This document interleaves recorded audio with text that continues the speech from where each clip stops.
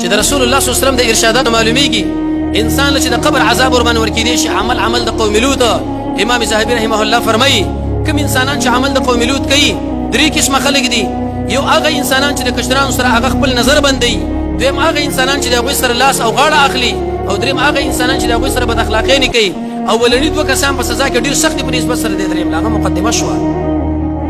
زکوام به زکه ویلي وې چې زما سره په یو اتاق کې یو کوټه کې اوې زنانه ناسي دومره په ځان باندې ونه یریږم لکه یو بیګری او کشر انسان د سره دوه شیطانان دي.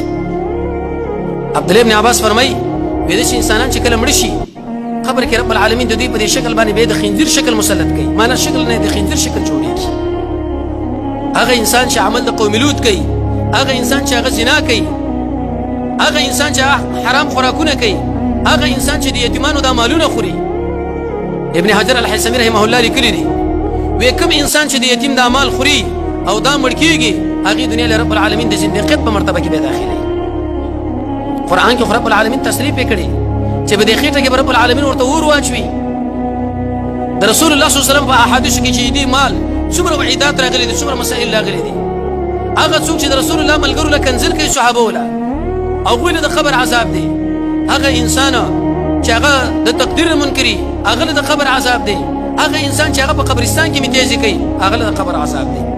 د حسن ابن علي په دې قبر باندې چا میتیزي وکړي، انسان چې کله مړ شو سپي غوندې په دې قبر کې اوازونه کول چې پوښتنه وکړه د څه عمل کوي، د په قبر باندې میتیزي کړی دي.